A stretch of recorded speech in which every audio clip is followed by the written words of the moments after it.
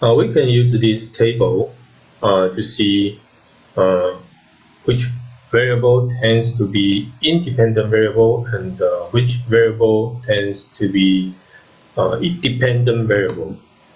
For example, here we can see stimulus response. Then stimulus is independent variable, response will be dependent variable. And also property disposition.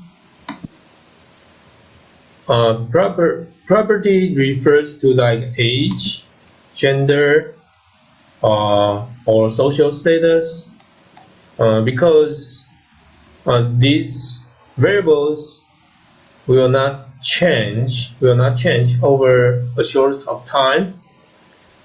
For example, gender is hardly to change, so this would be the independent variable, and the disposition, such as attitude, opinion, would be dependent variables. So demographic variables tend to be independent variables. And how about the behavior? Behavior usually is the dependent variable, is an outcome or results, and influenced by the disposition, and further may influenced by property. So from this table, you may try to tell the independent variable and the dependent variable.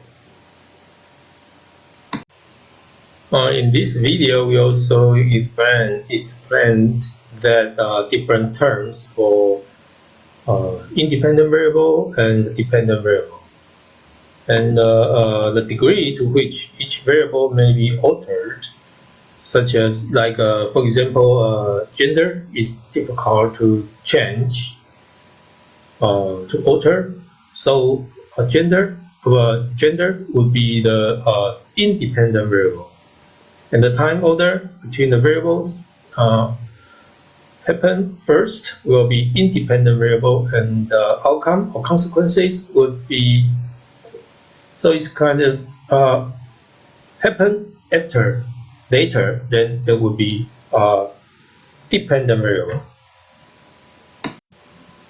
From what I just explained, you can tell, maybe you can try to hypothesize the relationships among the flow, excessive leisure, and the leisure literacy. However, this still depends on how will you measure these three variables.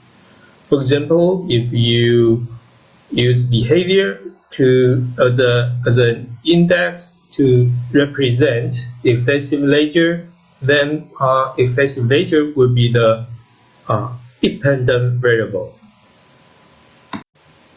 And if we use attitude like to measure the leisure literacy, and then this variable may tend to be independent variable. Okay, then we may use this correlation app. It's kind of like to draw a scatter plot to see the relationship between two variables.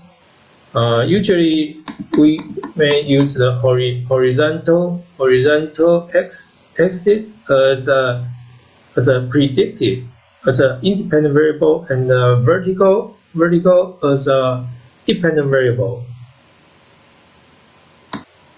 And then you can use this. This is like a perfect, almost 1. The coefficient, the maxima correlation coefficient is 1. However, if like this, then the correlation will not be so high. And then you can use this to show a line, the regression line, and you can clear. I think if this is like this in the 45 degree, then they would be more perfect. In the opposite, this will be a negative correlation.